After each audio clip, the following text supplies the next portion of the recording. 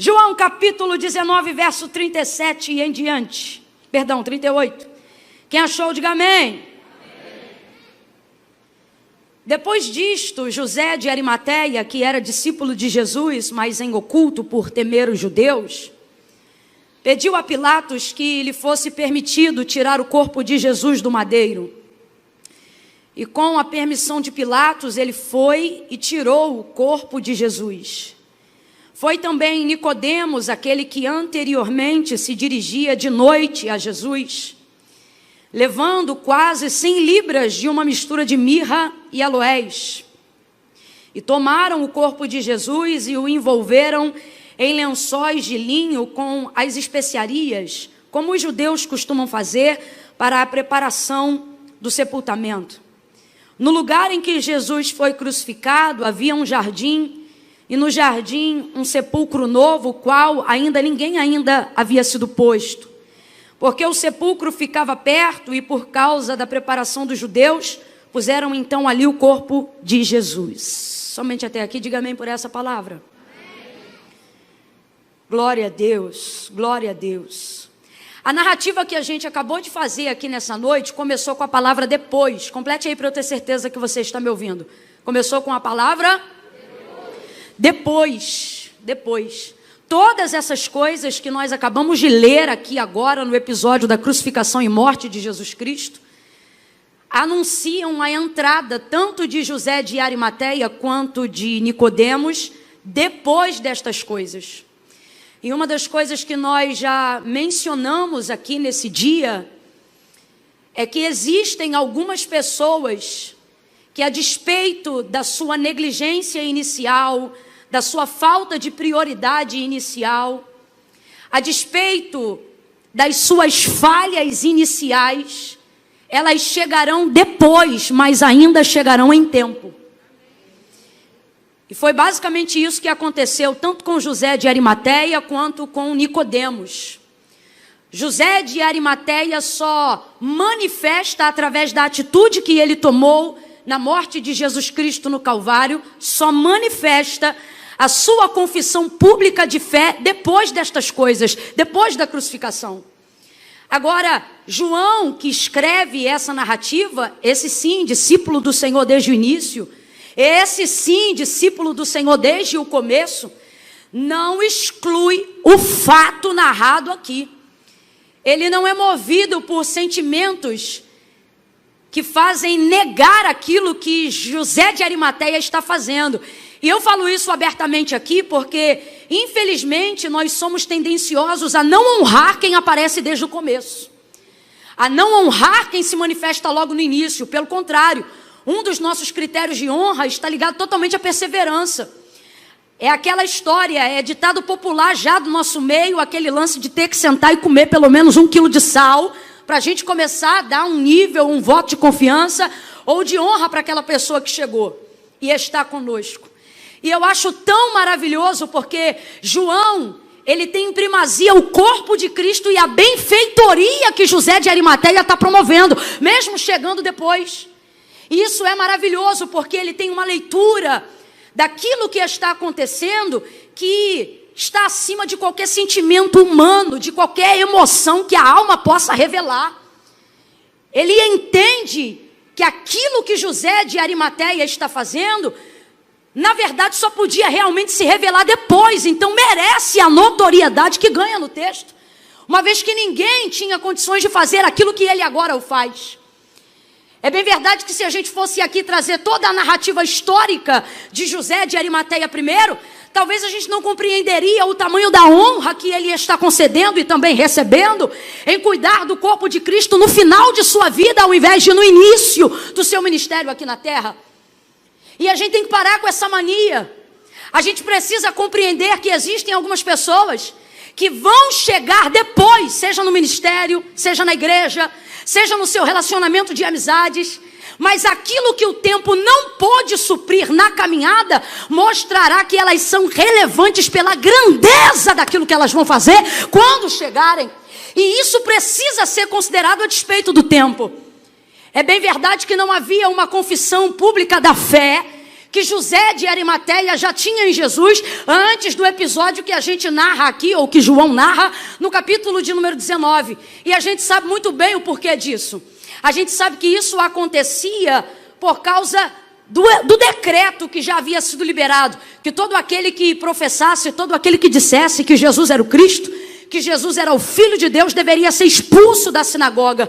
E como eu expliquei, mais uma vez eu pincelo aqui no segundo culto para a gente caminhar junto, a gente sabe que diferente dessa cultura ocidental nossa, eles não caminhavam de forma como nós temos aqui na nossa visão denominacional. Não caminham sobre a perspectiva de que sair ou ser expulso da sinagoga era como trocar de denominação, era como sair de uma igreja e entrar em outra.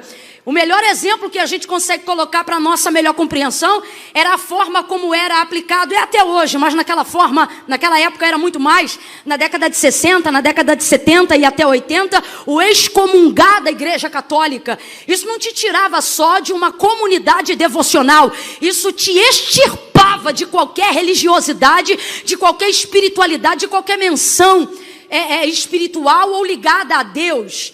E agora transfira isso para a cultura judaizante e compreenda isso acima de qualquer termo de religião. Uma vez que o judeu não tem uma religião, ele não se converte a ser judeu, ele nasce judeu. Se a gente fosse fazer um apontamento de religião para o judeu, seria equivocado. A gente poderia dizer apenas que a sua religião é étnica, é de nascimento. Então, dentro daquele contexto, ser expulso de uma sinagoga não era trocar de uma comunidade local de fé, era não ter mais possibilidade de se relacionar socialmente em todo o seu ambiente. Então, José de Arimateia, na sua condição de um homem grande, na sua condição de um príncipe da sociedade, na sua condição de um homem renomado, cheio de status social, tendo credibilidade, ser extirpado na sinagoga impedia ele de fazer negócios, impedia ele de continuar transitando nos lugares de excelência à luz dos homens, e acabava com que ele vivia no mesmo posicionamento de Jairo, capítulo de número 5 do Evangelho,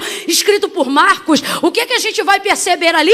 Que Jairo também, ele já reconhecia que Jesus era o Cristo, mas não expressava a confissão real de sua fé. Por quê? Porque não cria? Não, mas porque não queria perder o status, o principado da sinagoga, o poder de relacionamento, a honra, o crédito da sociedade, até que um dia a filha dele ficou doente para a morte, e aí quando ela estava enferma na cama, ele percebeu que o status não curava, o prestígio não levantava a menina do leito, a honra social não mudava a realidade da sua casa, e dentro da escala de prioridades, era melhor ter a filha de pé do que ter a vida comandada pela opinião pública.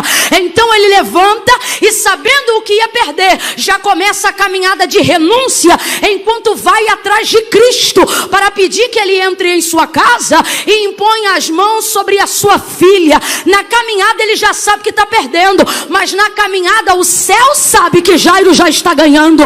Mateus capítulo 16, verso 24, Jesus disse: aquele que quiser vir após mim, negue-se a si mesmo, tome sobre si a sua cruz e siga-me. A parte que eu mais gosto é quando ele diz assim: portanto vos digo que qualquer que me seguir e na sua caminhada perder para chegar, esse é ganhador. Mas qualquer que perdendo, ou melhor, qualquer que vindo para querer ganhar, este é perdedor. Pois que vale ao homem ganhar o mundo inteiro, se em troca disso ele perder a sua alma? Olha o que Jesus está dizendo: quem quiser vir para ganhar, vai ter que perder. Mas quem quiser vir sem perder nada, vai ser perdedor mesmo que chegue. Olha o que ele está dizendo: se você, enquanto caminha após mim, enquanto caminha em minha direção, tiver que perder alguma coisa, fique tranquilo. Por quê? Porque você já ganhou antes de chegar. Agora, se para vir você vier com o pensamento só de ganhar, não se preocupe em chegar, você já perdeu mesmo que chegue. É isso que Jesus está dizendo. Então Jairo não ganha vitória quando Jesus entra em sua casa apenas. Jairo já ganha vitória e tem o céu a seu favor quando ele reconhece que a motivação do que ele quer receber depende da sua perda, e mesmo assim ele continua caminhando, mesmo assim ele continua indo até Jesus. E então você conhece a história. Jesus entra em sua casa Camila, Jesus fez o quê? Curou a sua filha? Responda aí, igreja. Jesus curou a filha dele? Curou a filha dele? Não, gente, Jesus fez muito mais. Porque quando Jesus chegou, a menina não estava mais doente. A menina estava como? Morta. A menina já estava morta. Compreenda, não importa aquilo que você vai renunciar, até chegar ao lugar que o céu preparou para você. Por mais que a sua vida embole até chegar lá, por mais que você tenha prejuízos até chegar lá, como já disse muito bem claro Lutero, oh meu Deus do céu, o céu está preparado para compensar qualquer prejuízo que para chegar lá você tenha que ter, mas a terra não está pronta para compensar nenhum prejuízo que você vai ter para entrar no céu. Então olha, gente, olha isso, gente. É tudo uma questão de prioridade. José de Arimateia viveu uma experiência e foi fortemente impactado com a crucificação de Jesus Cristo. Por quê? Porque ele tinha condições e recursos de manifestar grandes cruzadas, de abençoar talvez muito mais do que abençoava a obra de Cristo aqui na terra, mas lhe faltava o reconhecimento pessoal que ele ainda não tinha dado através da expressão da sua fé. E não adianta, irmão, oferta nenhuma substitui o coração do ofertante. Oh, Deus não quer só o seu dinheiro. Deus quer o seu coração. E por que você não disse só, Camila? Porque ter o seu coração não significa que isso não se manifeste em outras coisas. Se manifesta em tudo que a gente faz, em tudo que a gente é. Camila, pode alguém ter uma fé genuína do lado de dentro? Pode, mas a única forma de provar que tem é externando do lado de fora. Por isso Jesus deixou muito claro e ele disse, não foi João, não foi Pedro, não foi padre, nem pastor. Foi Jesus que disse, aquele que me confessar diante dos homens, eu também o confessarei diante do meu Pai que está no céu. Mas aquele que se envergonhar de mim diante dos homens, é aqui que nós percebemos aonde entra José de Arimateia antes da crucificação. É aqui que percebemos aonde entra Nicodemos antes da crucificação. É aqui que a gente percebe que entra os José de Arimateia e os Nicodemos da nossa geração. Gente que não confessa não porque não ama, mas porque sente vergonha. Gente que não confessa não porque não ama, mas para não perder o patrocínio, para não perder o emprego, para não perder o contrato, para não fechar a porta. Mas como disse Pedro nessa manhã, nessa noite, na autoridade do nome de Jesus, eu declaro a mesma palavra: importa-me primeiro obedecer a Deus e depois os homens. O que Jesus disse foi: aquele que me confessar diante dos homens, eu também o confessarei diante do meu Pai que está no céu. Mas aquele, ele não diz que não ama, também não diz que não crê, porque o problema não é falta de amor, o problema também não é falta de fé. O problema é excesso de vergonha que impede a confissão. Por isso Jesus os corrigia, para que houvessem manifestações de milagres e de fé. Uma fé verdadeira, uma fé que não podia ser contida do lado de dentro, mas que se revelava através da manifestação do lado de fora. Ele sempre dizia: por que vocês ainda são tão tímidos? Por que vocês ainda são tão tímidos? Eles já tinham fé? Já tinham, mas ainda não havia alcançado nem a estatura de um grão de mostarda. Porque se com uma fé tão pequenininha era capaz de fazer coisas tão grandiosas, e eles não conseguiam fazer ainda nem as pequenininhas, é porque eles tinham fé, mas não tinham o suficiente. O suficiente o quê? Para externar do lado de fora aquilo que eles diziam já crer do lado de dentro. Às vezes a vergonha é o avesso. Talvez eu estou aqui ministrando sobre os José de Arimateia da nossa geração, e as pessoas pensam assim: Camila, eu não tenho vergonha de confessar a Cristo. Eu não tenho vergonha de ser vista andando com Cristo. Eu tenho vergonha que as pessoas vejam que Cristo está comigo. O que é isso? Camila, sou eu que me sinto envergonhado diante de Jesus Cristo. Por Ele mesmo, não por mim. E isso é um equívoco também muito grande. Porque a despeito do que Jairo sentia antes, a mulher do fluxo de sangue prova para a gente que o que a gente sente sobre nós não é o suficiente para tirar de nós o que Ele sente por nós. Quando ela decide tocar na orla das suas vestes, a fim de não manifestar sobre ele nenhum tipo de imundícia, porque de acordo com a lei, tudo aquilo que ela tocasse e fosse tocado nela, ficava imundo. Então, ela toca somente na orla das vestes de Jesus, mas Jesus sabe que alguém tocou nele, e então como ele reage? Alguém me tocou, de mim saiu virtude, fui eu, Senhor. Aquela mulher foi curada. Então isso estabelece para nós que a vergonha de como nós nos sentimos por aquilo que carregamos, seja uma enfermidade ou seja um pecado, não é maior do que o amor de Deus e o perdão que Ele tem para cada um desses pecados.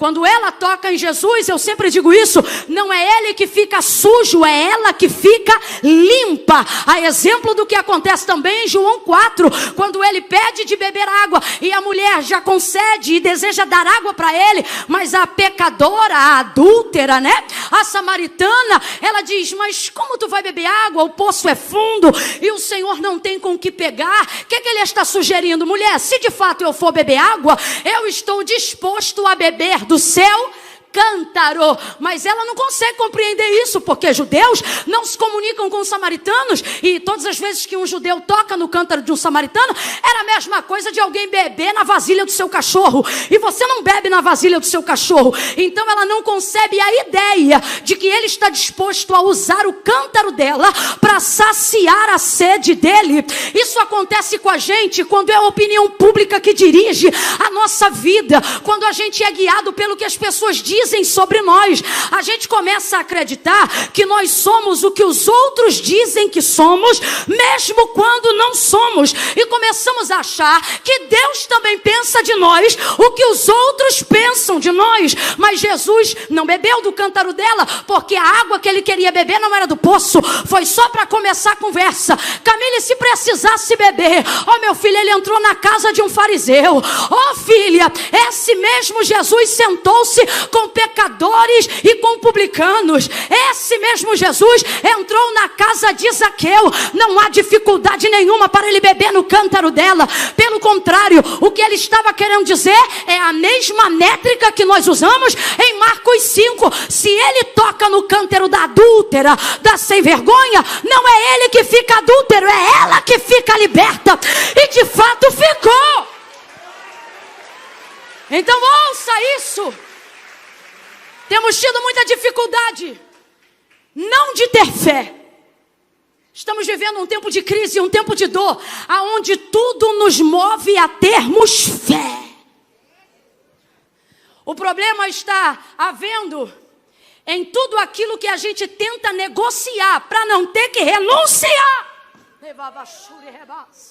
As pessoas estão vivendo um relacionamento com Deus, aonde elas estão tentando saber o que podem negociar, porque elas não querem perder o status, não querem perder o prestígio, não querem perder os contratos, não querem perder as festinhas VIP, não querem perder os churrascos de final de ano, não querem perder a popularidade entre os amigos, não querem perder o nível de credibilidade entre pessoas que não estão nem aí, mas elas não querem perder seguidores, não querem perder publicidade, não querem perder patrocínio, então elas ficam tentando negociar.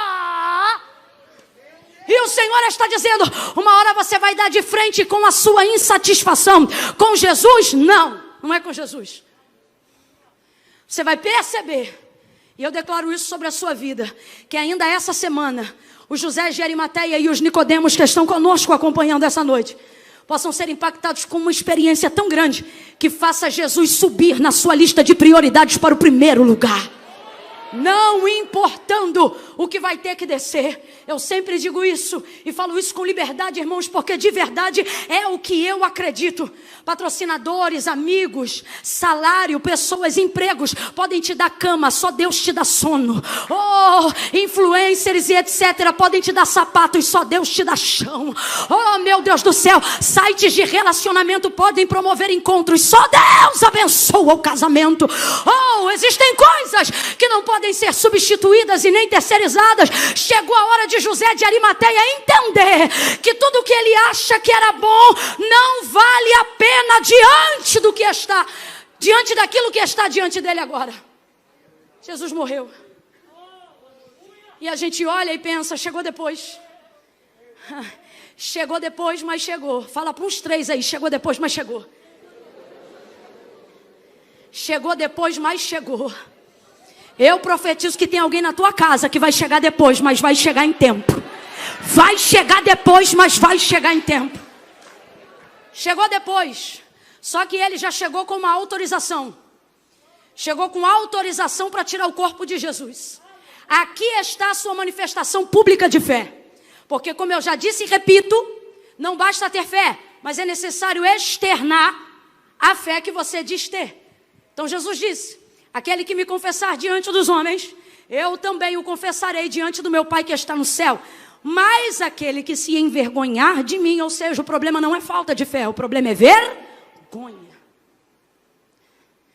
Aquele que se envergonhar de mim diante dos homens, eu também o envergonharei, ou ficará envergonhado diante do meu Pai que está nos céus.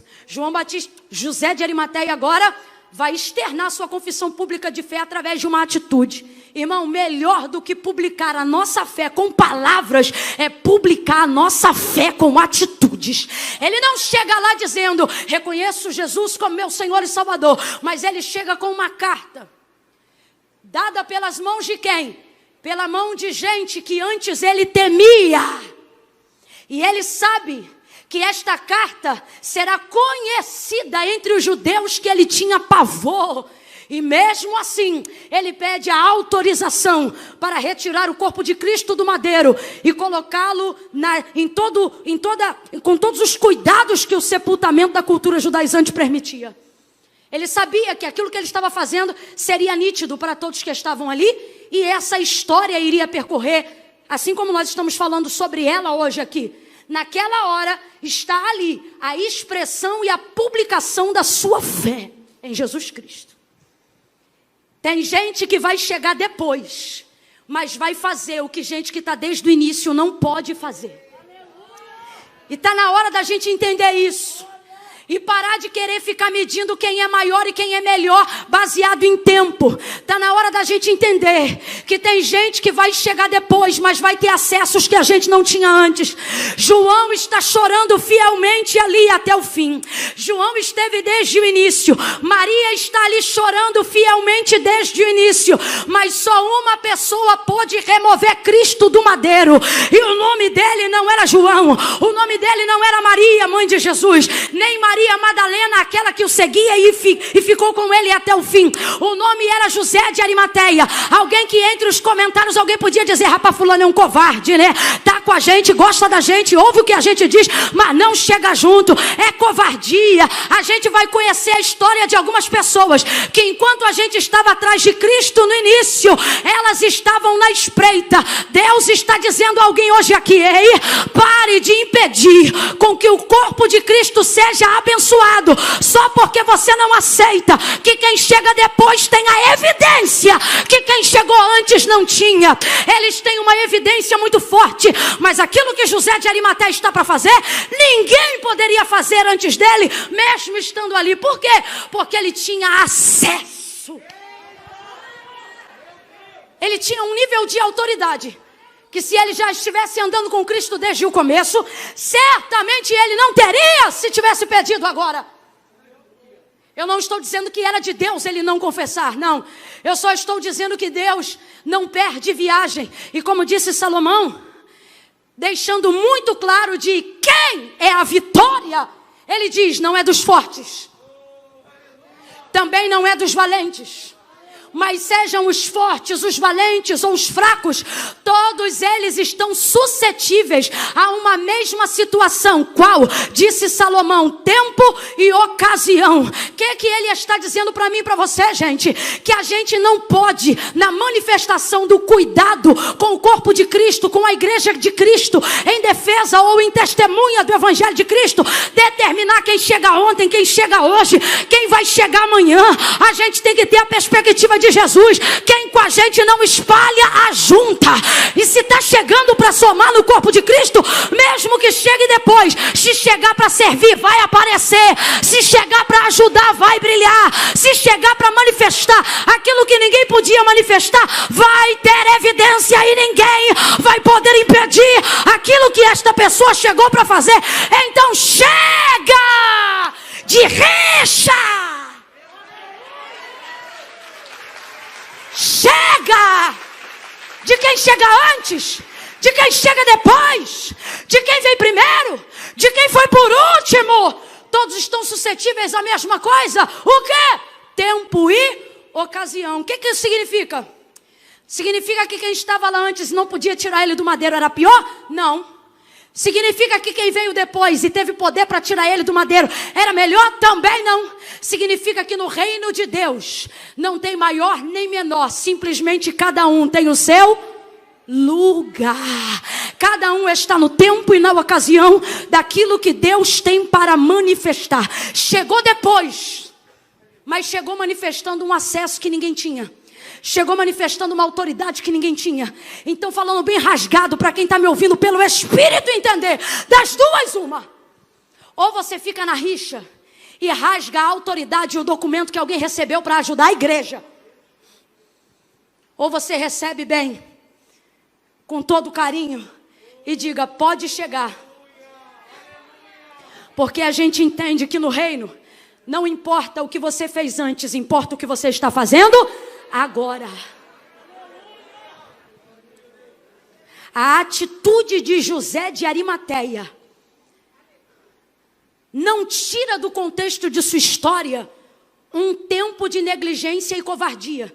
Só que aquilo que ele faz agora tem o poder de diminuir o que ele fez antes, em razão do que ele está fazendo agora. Eu pincelei a história dele até aqui, mas toda a ênfase do texto está em como ele se apresentou agora. Deus está dizendo isso para alguém, eu vou diminuir.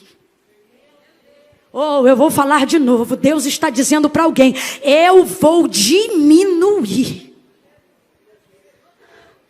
aquilo que desperta, que manifesta as tuas fraquezas, o teu tempo de negligência e de covardia. Eu vou diminuir isso. E eu vou te dar condições de realizar um feito tão maravilhoso, que quando mencionarem o seu nome, os seus defeitos serão pequenos comparado à grandeza das suas qualidades. Chega ele depois, mas chega com acesso. Chega ele depois, mas chega com autoridade para fazer aquilo que quem estava antes não tinha condições de fazer. Chega ele depois, mas chega tendo o seu lugar. Chega ele depois, mas chega tendo evidência. Chega ele depois, mas chega fazendo o inesperado. Chega ele depois e poderíamos chamá-lo de efeito surpresa de Deus. Tem gente que vai chegar depois na sua vida, mas vai chegar para fazer a diferença. Vai chegar depois, mas vai chegar tendo acessos, tendo chaves, tendo portas. E você pode escolher com as pessoas que você vai andar. Se você vai continuar com aqueles amigos empoderados de ciúme, que dizem, chegou ontem, já está na janelinha. Ou se você vai andar com amigos que olham e dizem, teu amigo é meu também. Deixa chegar. José de Arimateia era alguém difícil de manifestar o que manifestou. Ele não era difícil de crer, ele não era difícil de amar. Ele não era difícil de acreditar, ele só tinha dificuldade para manifestar, porque ele ia colocar muita coisa em jogo. Mas chega uma hora, que aquilo que a gente precisa fazer, grita dentro da gente. O amor que ele tinha, a fé que ele tinha, a verdade que ele tinha, transbordou a vergonha que ele sentia. E ele externa isso pedindo o corpo de Jesus. Aí o texto diz que vem também Nicodemos. E é aqui que Deus mostra-nos nessa noite profética de domingo, que ele vai começar pelo difícil. Mas não é porque ele vai fazer apenas o difícil. Ele está dizendo, eu vou começar pelo difícil para edificar a sua fé. Para quê, Camila? Para crer que eu também vou fazer o impossível. Porque se José de Arimateia é o difícil, Camila, por que você considera ele difícil? Porque João diz que ele era discípulo, ou seja, ele já cria, ele só não manifestava a sua fé. Então por isso que eu digo que é difícil. Talvez ele já investia, ele já ouvia, talvez entre um e outro ali ele já até falava alguma coisa, mas publicamente ainda não havia manifestado. Mas agora ele manifesta, isso era coisa difícil e agora não é mais, porque para Deus Não tem dificuldade. Mas para nós sim. Todavia, ele faz esta coisa difícil. Só que agora vem Nicodemos. E Nicodemos é de fato o impossível. Nicodemos era alguém que, se José de Arimateia tinha vergonha, Nicodemos tinha mais. José de Arimateia é alguém que, se ele tinha medo de perder, Nicodemos tinha mais. Por quê? Porque perder status divino, que na verdade não é divino, é religioso, é mais tentador e mais aprisionador do que perder dinheiro. Os que querem ser santos acima de tudo e de todos. Eu tenho medo de pessoas que acham que são Deus, mas tenho mais medo daquelas que têm certeza. Nicodemos não está preocupado apenas com aquilo que ia perder financeiramente, mas com aquilo que ele representava socialmente e espiritualmente. Isso fazia com que a sua cadeia mental fosse muito maior do que qualquer outro tipo de cadeia que envolvesse qualquer pessoa que sentisse vergonha ou constrangimento. Só que o texto diz que vem ele também com José de Arimateia. E se veio também com José de Arimateia, significa que não veio quando chegou no Calvário, mas que vinha vindo desde quando José passou lá em Pilatos. Então ele foi visto. E quem conhece o famoso Nicodemos está vendo ele caminhando em direção ao Calvário. E por que está vendo? Porque o texto é claro. Agora é dia. Diga comigo, é dia. Diga, é dia. E aquele que se dirigia a Jesus à noite, agora está indo em direção a dele enquanto é dia. Deus está dizendo, ei, não se preocupe. Seja na sua vida ou na vida do Nicodemos que você tem orado, ele não vai orar só dentro do quarto escondido, não. Eu vou provocar algo dentro do quarto. Ele não vai orar só no banheiro do trabalho escondido, não. Eu vou provocar algo dentro do banheiro. Ele não vai colocar a Bíblia só dentro da bolsa, não. Eu vou provocar algo dentro do coração dele. Camila, eu não entendi. Quem só anda com a Bíblia guardada na bolsa vai começar a botar debaixo do braço. Quem só anda com a Bíblia no celular, não porque é prático, mas porque é mais fácil de ninguém perceber que eu estou indo para a igreja, vai andar com a Bíblia na mão, tendo bolsa, só para mostrar que está servindo a palavra, que está lendo a palavra. Quem orava no quarto vai aprender a orar na frente dos hospitais. Quem orava escondido no banheiro vai fazer live de oração na meia-noite. Nicodemos vai aparecer. Chega ele durante o dia. Aquele que outrora só ia ou só foi a Jesus na penumbra da noite. A noite, ela sempre revela o que eu quero fazer. E por isso que tudo aquilo, ou a maioria das coisas que eu quero fazer de errado, eu sempre escolho o horário da noite. Porque a sombra da noite, a penumbra da noite, cobre a visibilidade daquilo que eu quero fazer. Significa que para fazer o que eu quero fazer, uma vez que é errado ou não é lícito, ou eu não quero que as pessoas saibam, eu vou fazer de noite. Camila, mas tem um monte de coisa aí que fica aberta para coisa errada durante o dia. Durante o dia do lado de fora, quando eles entram na porta, tudo coopera para a noite. Para a penumbra. Agora, isso não fala sobre ser claro ou ser escuro. Isso fala sobre querer fazer e não querer que vejam. Por isso Jesus ele vai dizer, João 9, aos seus discípulos: convém que eu faça as obras daquele que me enviou enquanto é dia.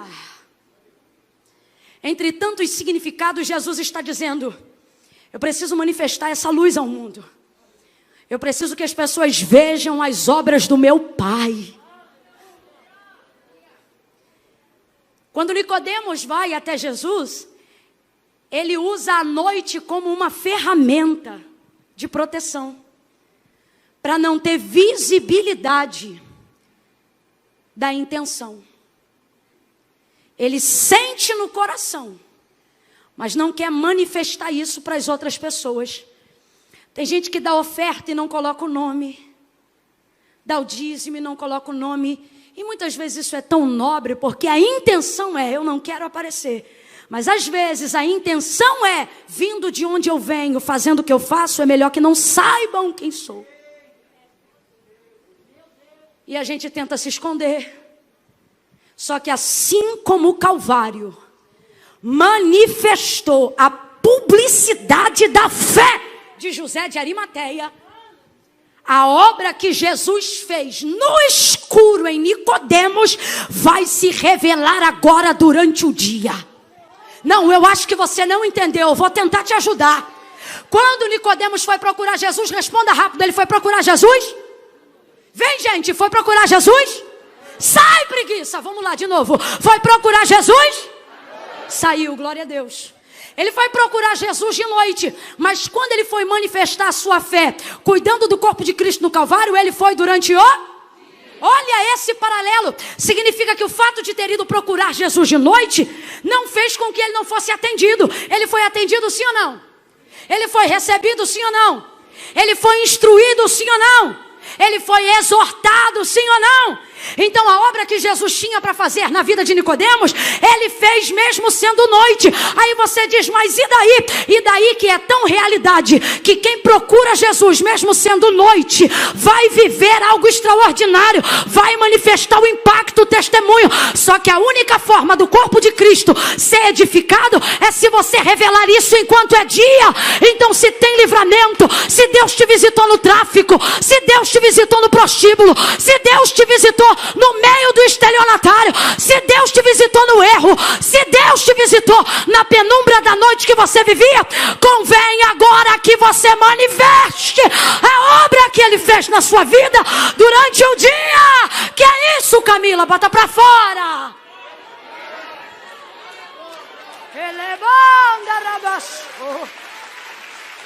Está na hora de você contar. Está na hora de você falar. Está na hora de você parar de esconder a Bíblia.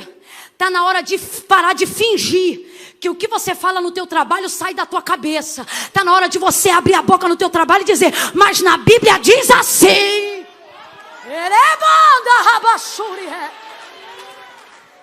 Está na hora de botar para fora.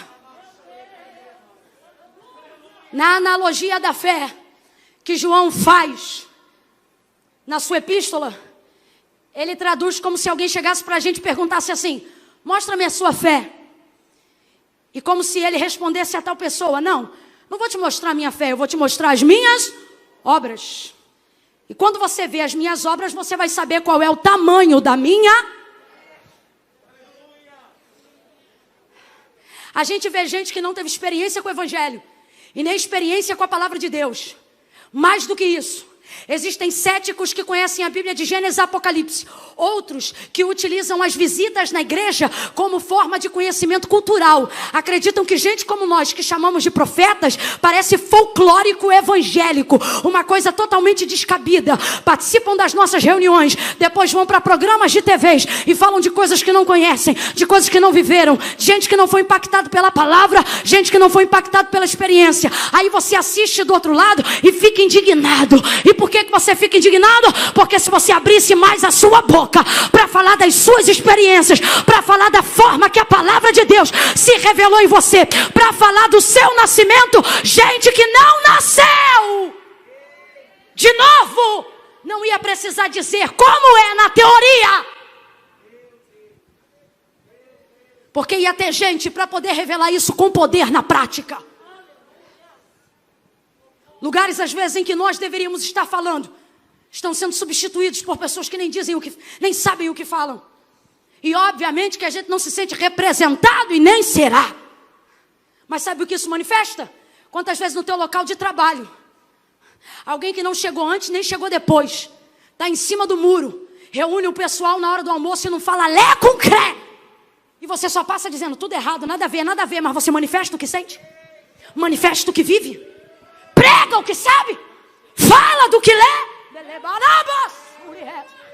Você está aqui agora sentado, algumas pessoas, e estão dizendo, é porque eu conheço a letra, é porque eu conheço a lei, mas está igual Nicodemos servindo a ele de noite.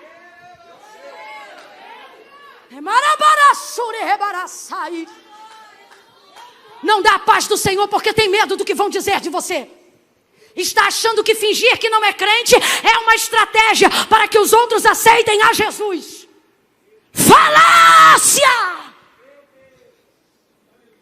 Porque daquele que beber da água que eu lhe der, nunca mais terá sede. Pelo contrário, a água que eu lhe der brotar-se-á nele como uma fonte que jorra. Oh, olha para alguém aí agora e grita para essa pessoa, diga que jorra. Não, você não gritou. Ai, Camila, eu não gosto de gritar, mas vai gritar, porque esse domingo é pentecostal. Oh, olhe para quem está ao seu lado e diga que jorra, que jorra, que jorra. Se jorra a água da vida eterna, se jorra a água do novo nascimento em você, é de dia, é de noite, é no trabalho, é na faculdade, é na igreja, é na rua. Deixa essa água transbordar, meu filho.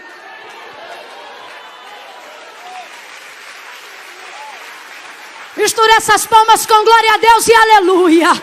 Aleluia! Oh, Jesus! Aquele que outrora andava de noite já cria. Aquele que outrora andava de noite viveu uma obra. Teve sim uma experiência. Mas como nós sabemos disso? No encontro da noite? Só sabemos do impacto do encontro de Nicodemos e Jesus. Em João 19. Ele foi impactado antes. Completa aí, por favor. Ele foi impactado, mas só revelou. Tem gente que não está aqui com a gente agora, mas está ouvindo a palavra toda. Tem gente que está em casa agora, deitado do lado de alguém que não deveria estar, mas está no banheiro agora chorando. Porque sente a presença, porque tem consciência do erro, porque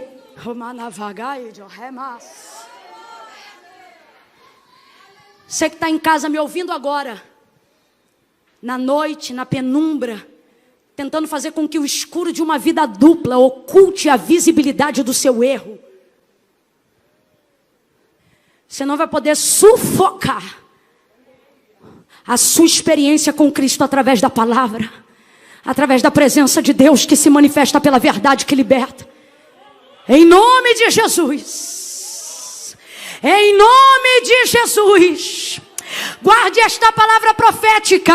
Quem tem ouvidos ouça o que o Espírito diz à igreja. A igreja brasileira vai viver um tempo de José de Arimateia e de Nicodemos. Que gente é essa?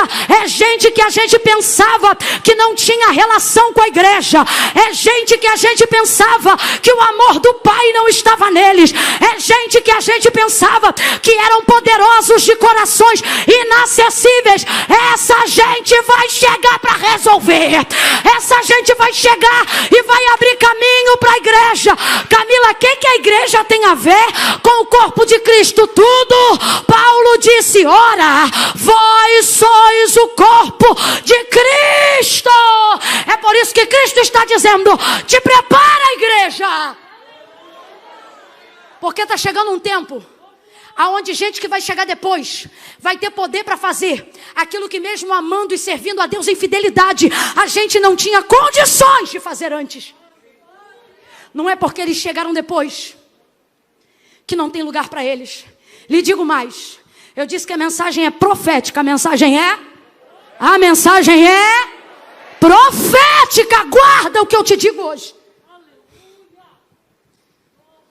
Chega Nicodemos.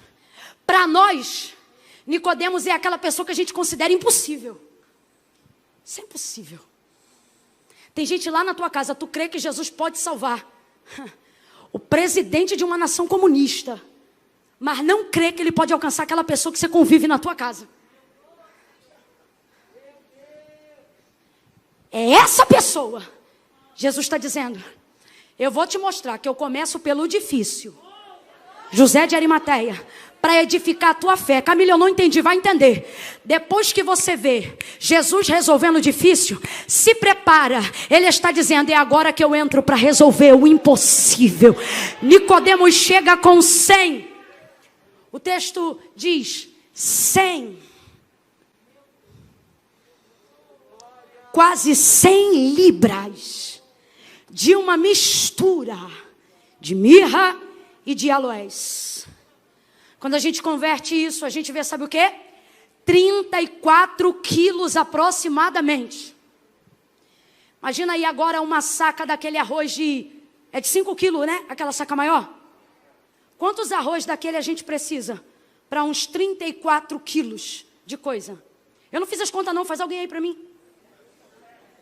Mas faz a conta certa que é para eu não pagar mico a nível nacional. Aproximadamente 7. Para a gente fechar 35, arredonda, tipo isso? Então vamos lá. Imagina agora uma pessoa tirando de casa 7 desses pacotes aí. Que eu também não vou fazer propaganda. De arroz de 5 quilos.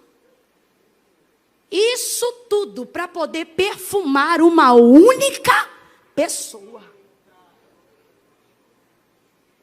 Uma outra coisa interessante sobre o Calvário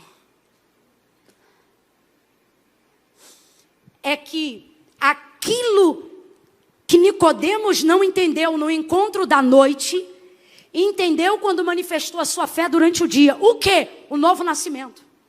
Se a gente pudesse predatar o novo nascimento de Nicodemos, nós poderíamos então predatar da seguinte forma: Nicodemos nasceu de novo. Quando? No dia em que Jesus morreu.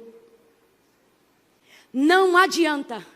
Existem experiências que só são vivenciadas por nós quando circunstâncias morrem. Agora ouça isso. Não olhe para Nicodemos criticando porque o encontrou de noite e agora porque o serve de dia, depois do corpo morto, como quem diz: que adianta agora reconhecer depois que morreu? Quando na verdade todos nós estávamos na posição de Nicodemos. Antes da cruz do Calvário. Antes da cruz do Calvário, não tinha novo nascimento para ninguém. Só nascemos de novo depois que ele morreu. Foi ele morrer, a gente nasceu. No novo nascimento, a gente só nasceu porque Jesus morreu.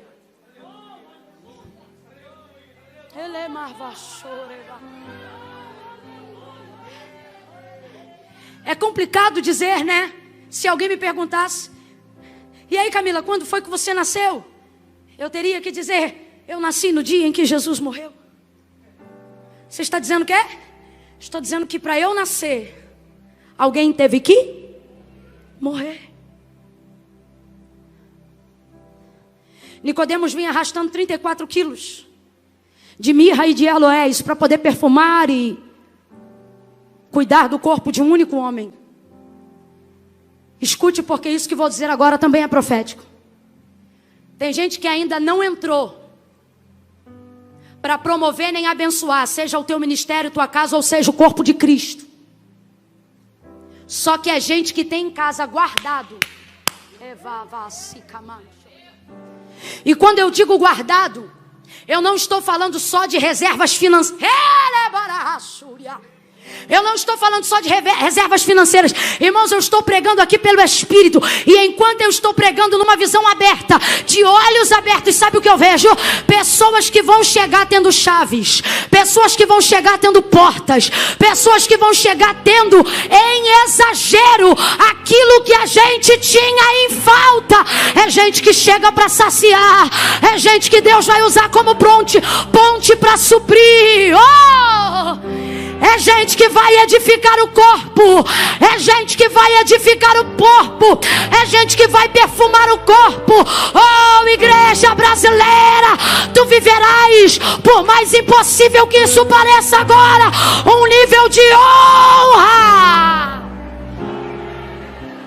Não serão escândalos, será perfume. Não serão quedas e nem corrupção. Serão os príncipes e seu serviço. Será o Senhor e os seus servos. Oh, América Latina! Ele Alguém olha para o Gólgota hoje.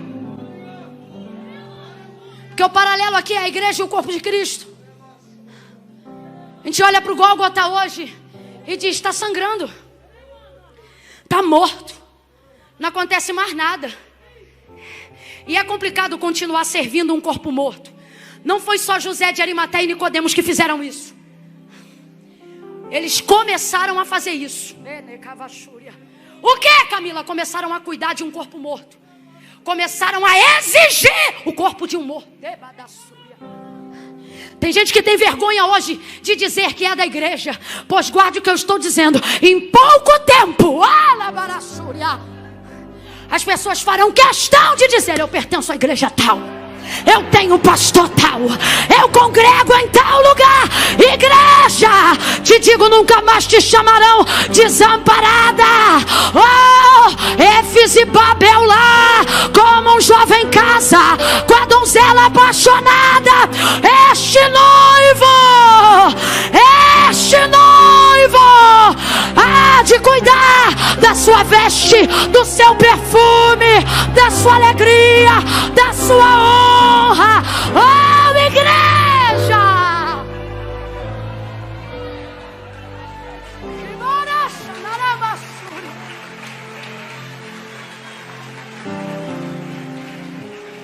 No dia em que Jesus foi crucificado, alguns fugiram, outros correram.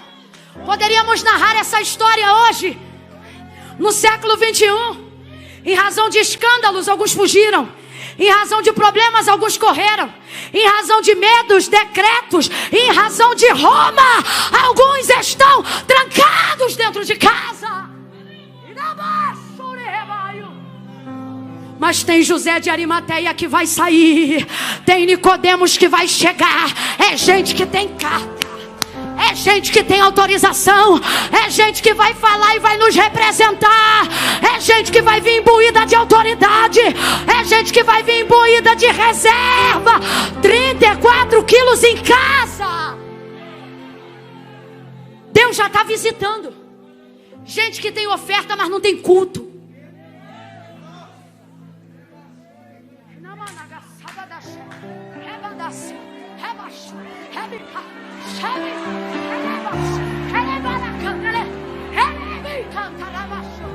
Gente que tem carros, mas não sabe para onde vai. Gente que tem tanto dinheiro que já não tem mais prazer em quem investir. Deus está dizendo: oh, o Gólgota, o sofrimento, a dor, o gemido do povo, a súplica da igreja vai abrir a porta para José de Arimateia, vai abrir a porta para Nicodemos, e eles vão subir. Eles vão subir e vão cuidar do que ninguém queria cuidar. Vão responder por aquilo que ninguém queria responder. Guarda isso hoje. O Brasil não vai ser conhecido só como um lugar. Argentina, Buenos Aires, Uruguai, sim, Venezuela. Não serão conhecidos só como um lugar onde é pobre, é miserável, mas tem profeta. Vai ter gente lá fora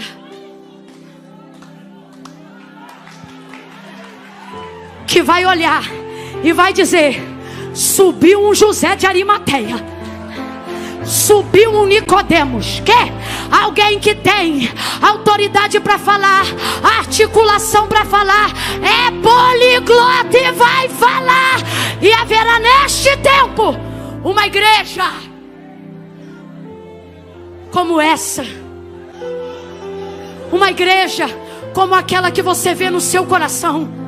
Uma igreja que olha para o corpo de Cristo e não tem vergonha do que Roma fez, porque olha e vê o que os servos estão fazendo. Vai devolver dignidade para o corpo, vai devolver honra para o corpo, vai devolver perfume para o corpo, vai devolver linho para o corpo, vai devolver jardim para o corpo, vai devolver.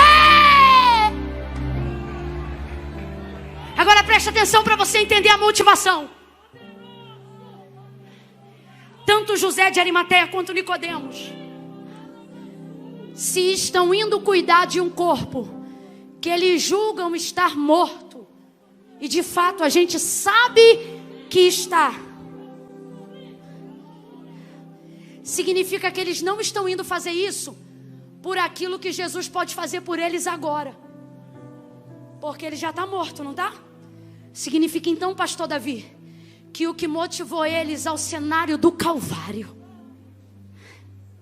que o que motivou eles a entrar entre ladrões, que o que motivou eles a trazer carpintaria pesada para tirar prego do pé sem quebra-osso, em honra ao que disse Isaías, significa que se sabem que o corpo está morto, não estão indo fazer isso por aquilo que Jesus pode fazer, estão indo fazer isso por aquilo que Jesus já fez.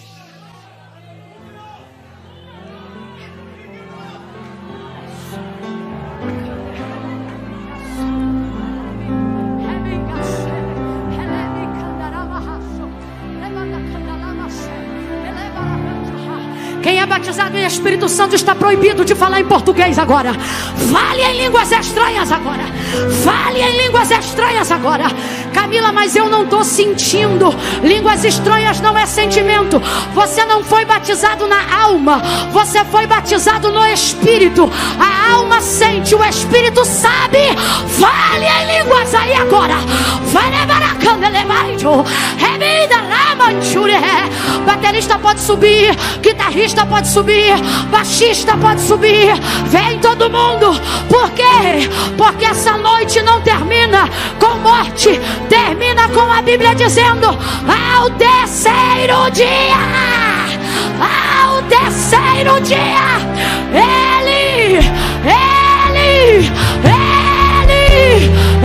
ressuscitou. Ele ressuscitou.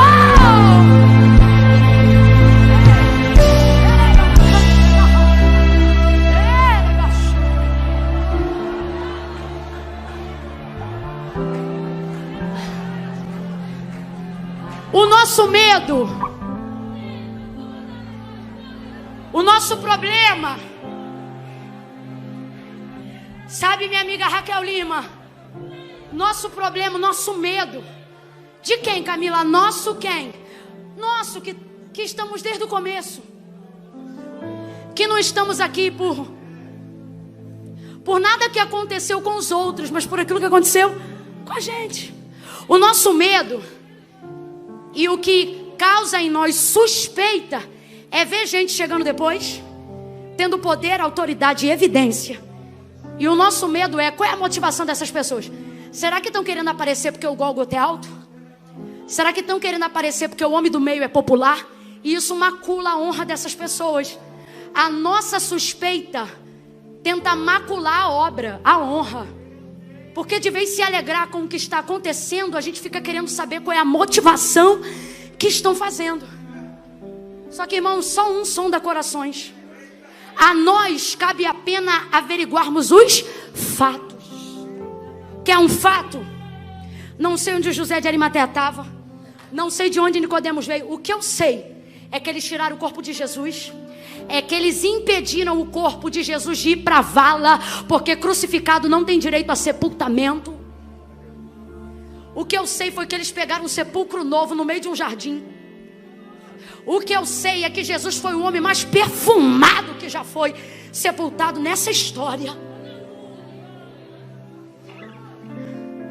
Agora olha que coisa linda. Eles vão lá e cuidam. Eles vão lá e cuidam, tiram, admite, renuncia, expõe a sua fé em Cristo. O texto diz que eles colocam no sepulcro, fecha a porta. Aí no capítulo 20 diz que no outro dia de manhã vai Maria, Maria Madalena, todo mundo para quê? Para também cuidar do corpo de Jesus. Na verdade já havia sido cuidado, mas como elas não puderam ficar até o final, ficaram preocupadas se tinham feito tudo certinho. Olha isso, gente. Aquilo que Deus vai levantar alguns para fazer, quando nós, mesmo querendo, não podermos fazer. Vai revelar a motivação que há em todos nós. Qual? Querer cuidar do corpo de Cristo. Se você quiser cuidar só do teu braço, se você quiser cuidar só do seu nome, irmãos, olhem os nomes que perpetuaram a história, seja do Brasil, seja do mundo ou seja da igreja. Não foram pessoas que lutaram pelo singular, eram pessoas que lutavam pelo coletivo. Quer perseverar algo até o final? Lute por uma causa. E uma causa que vale a pena. Jesus estava lá, sendo retirado do madeiro no pior. Completa para mim, por favor. Eu disse no pior momento de sua vida. E quando aqueles que o amavam não tinham força para fazer nada, apareceu gente inesperada e fez o que gente que amava não podia fazer. Então isso prova que o que a gente não está fazendo agora não é porque a gente não pode, é porque tem coisa que não cabe. Não cabe a nossa força, não cabe a nossa conta bancária, não cabe a nossa influência. Camila, isso indigna. Nós representamos a Maria que não dorme de sexta para domingo, porque fica doida para acordar e ir fazer alguma coisa. Mas esse povo que chega depois, ou seja, eles sobem quando os outros descem, porque eles têm em mãos coisas que a vida que eles tiveram deu a eles acesso. Um tinha acesso a Pilatos e o outro tinha a quantidade de oferta e de mirra e de aloés que só os reis e os poderosos tinham no sepultamento. O texto diz que Nicodemos guardava isso em casa. Deus está visitando casas agora. Deus vai dar a homens que nós achamos que não significam nada um significado para tudo que eles guardam em casa. Oh meu Deus. Eu vou contar de 1 a 3. No 3, nós vamos cantar o refrão de uma canção, que é qual? Ah não, eu queria uma que falasse de ressurreição, para a gente terminar ressuscitando. Isso aí. Meu Deus, vem para cá azeitado. Dá o microfone aí para o Tiago. Vamos juntar os azeites hoje. Vem. Eu quero 2, que um vai ser Nicodemos, outro vai ser José de Arimateia.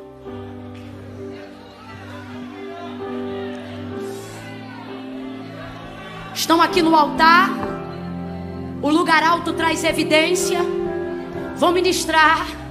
Só que hoje aqui ninguém vai ficar preocupado com quem está em cima e quem está embaixo. Sabe por quê? Porque a gente sabe que aqui o corpo está sendo edificado. Oh meu Deus. Preste atenção, eu vou contar de 1 a 3. No 3, eles vão liberar essa canção. Quando eu disser 3, quem está em casa me ouvindo desde o primeiro culto vai ver, você não se identificou com José de Arimateia. E Deus está dizendo, é porque você é Nicodemos. Sente, ama, mas guardava tudo em casa. Está na hora de você revelar a fé que há em você.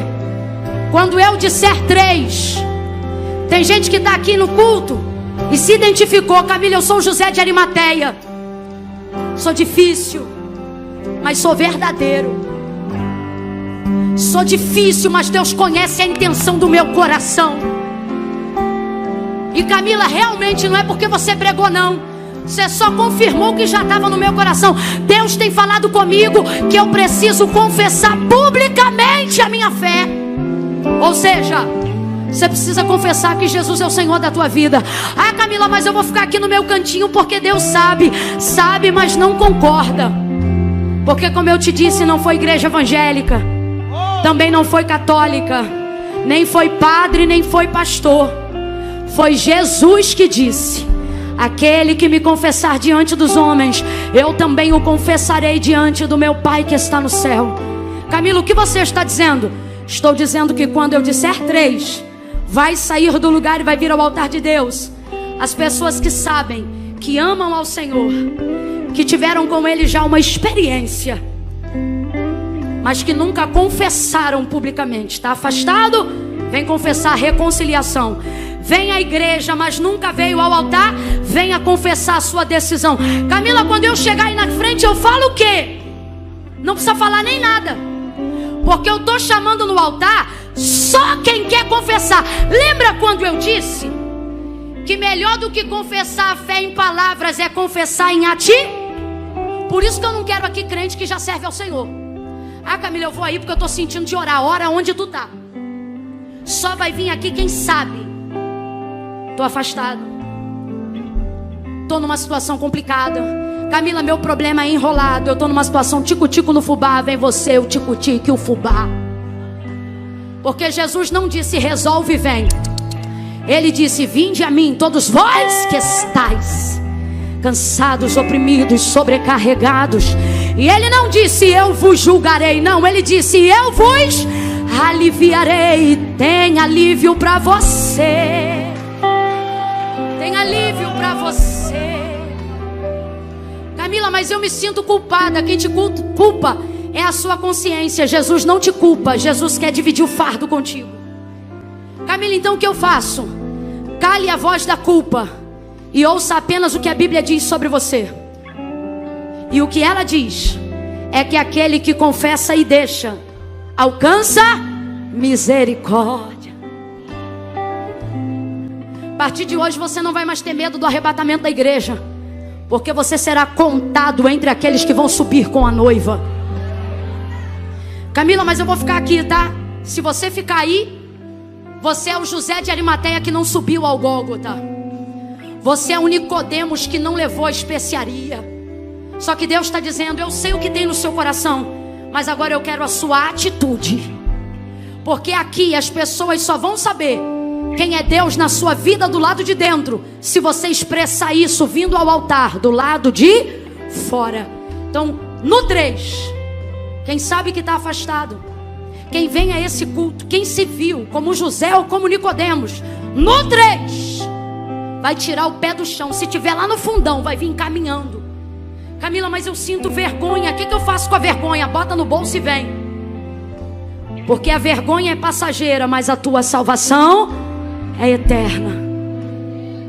Quando você confessa que a morte de Jesus foi por você, seu nascimento acontece na hora.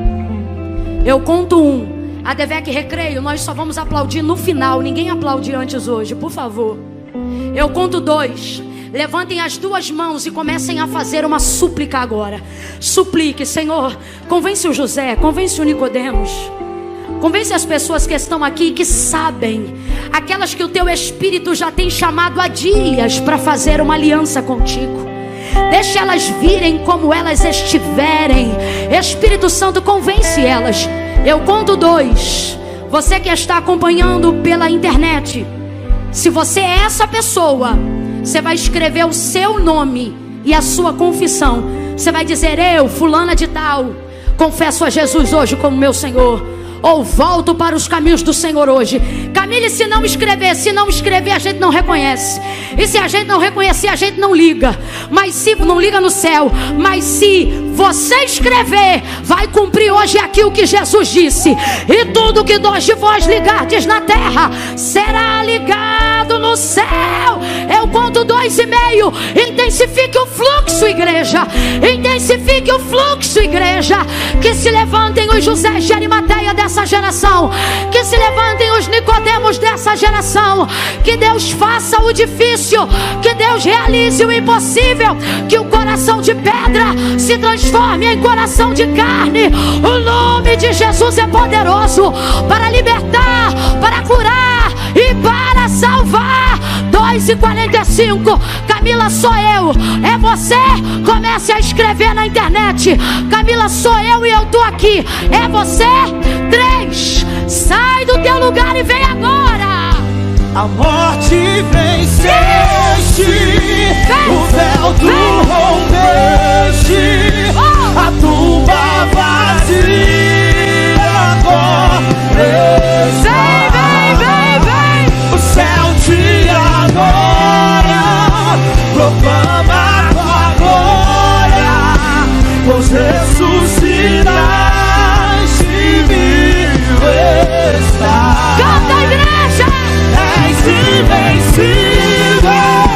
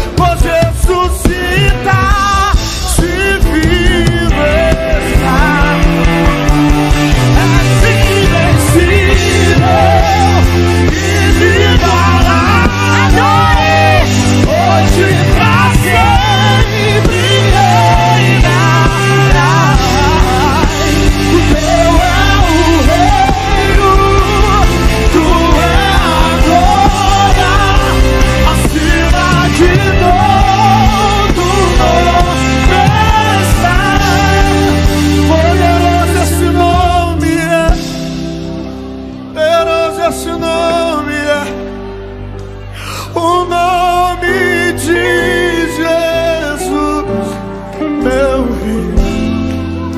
Poderoso esse nome é, maior que tudo ele é. Poderoso esse nome é, nome bem suave, de bem suave a igreja.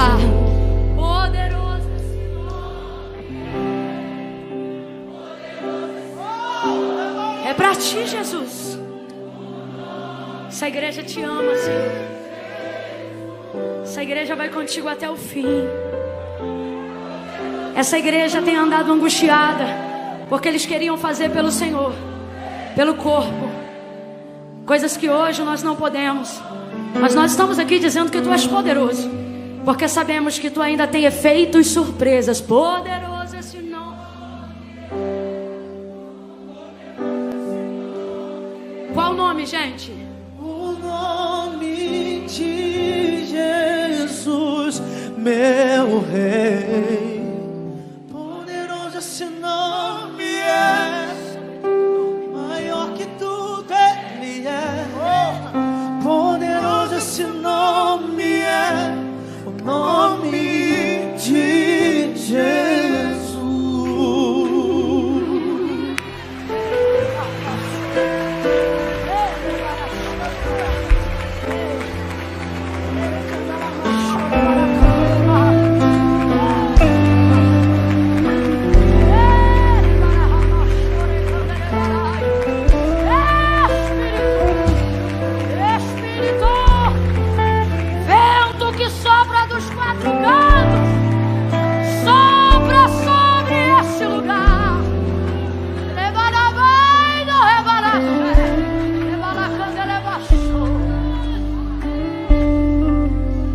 Preste atenção.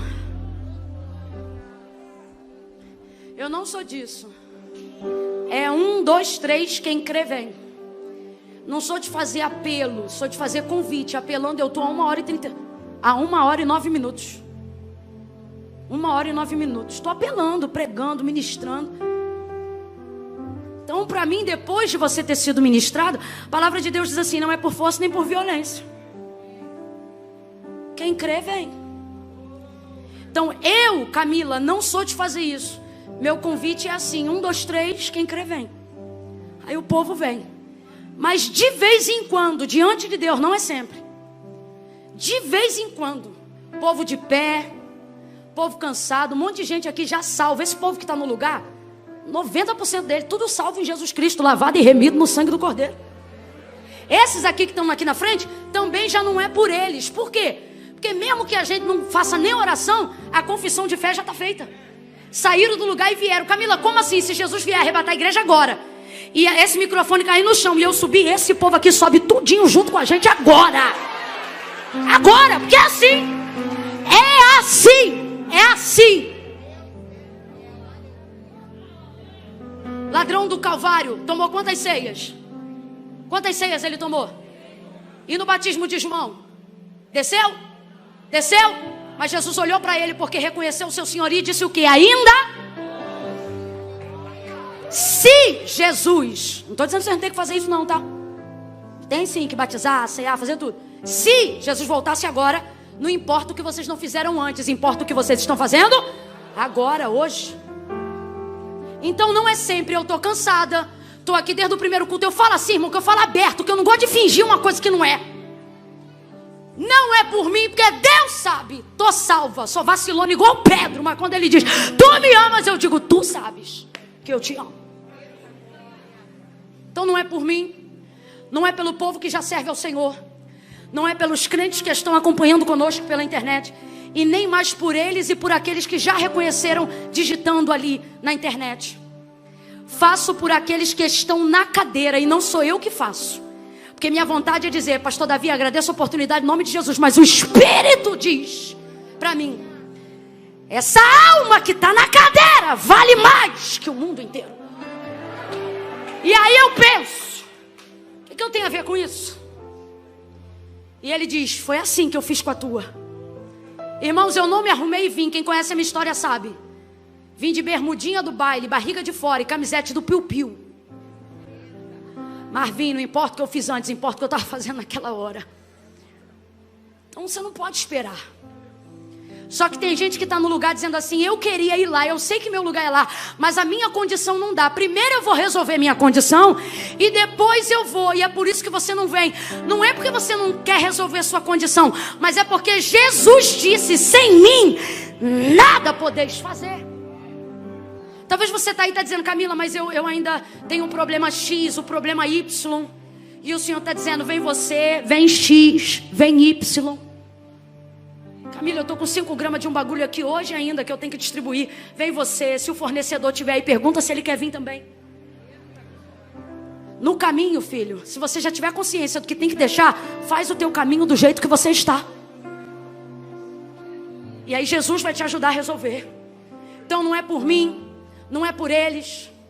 Obviamente não é pelo relógio, porque pela ética eu já fico taxada. Camila não tem nem ética. Mas aí o que eu posso fazer? Se eu sei que às vezes no lugar, se eu tivesse aí também, porque quem está ouvindo é mais difícil de quem está falando. Se eu tivesse sentado aí, vai ver, eu também estava. Oh meu Deus, cala a boca menina, acaba logo esse culto. Mas sabe o que eu ouço aqui em cima? 2 coisas. Primeiro, Deus dizendo: acaba aí pensando neles que depois a gente conversa em casa. E segunda, é como se Deus dissesse para mim: Camila, acaba aí agora, porque você acha que o culto acabou agora, né? Aí o Espírito sempre me diz: mas minha filha, a festa aqui em cima começou agorinha. O céu está em festa. Então presta atenção. Nós vamos cantar só mais uma vez essa parte que diz do nome dele. Só mais uma vez. Por mim não, por eles não. Vou falar rasgado. Jesus está dizendo: eu estou parando esse culto para você entender que é o seu tempo, que é a sua hora. Ah, tá, agora eu entendi. Jesus está dizendo: você pensou que José de Arimateia e Nicodemos ia ser fácil? É no convite? Não, José de Arimateia e Nicodemos só vem no apelo. Então se tem um José aí, um Nicodemos, é agora. Poderoso esse nome. Só por você, só por você. Sabe que é você? Poderoso esse Camila, nome. sou eu. Eu estava aqui pensando, se eu tivesse mais tempo eu ia. Deus está te dando tempo agora. Vem. Vem, vem. Poderoso esse nome. Se você sabe quem é você, vem. Sou eu, Camila. Maior que tudo. Isso, vem. Vem, sou eu, Camila. Vem. O nome de Jesus. Tá vindo, tá vindo. Esse nome é o nome de Jesus, meu Deus. Vem. Poderoso esse nome. Em nome de Jesus, vem. Maior que tudo. Glória. Poderoso esse nome é o nome de Jesus.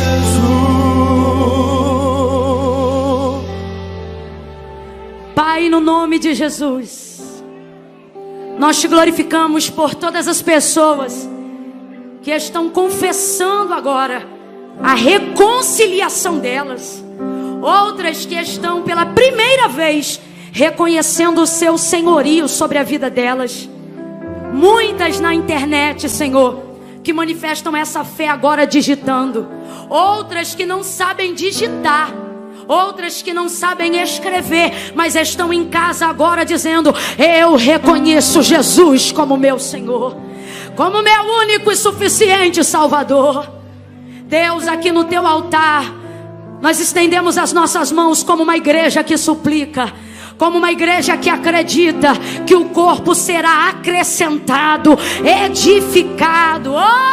E nós abençoamos, te pedimos, cumpre o que tu disseste que faria, pois tu disseste que tudo que 2 de nós ligássemos na terra seria ligado no céu. Por isso nós ligamos a transformação dessas vidas, a libertação destas vidas. Nós ligamos, Senhor, a inscrição dos seus nomes inscritos no livro da vida. Recebe elas na tua presença. Recebe, recebe. Aonde havia um pacto, uma algema, aonde havia uma cadeia, um vício, aonde havia um enrolo, joga por terra nesta noite. Recebe na tua presença. como igreja, como ministros de uma nova aliança e sacerdotes de uma nova geração, nós as abençoamos e recebemos no nome de Jesus. Reconhecemos sua confissão em nome de Jesus. Quem concorda, diga. Aplauda ao Senhor pela vida deles.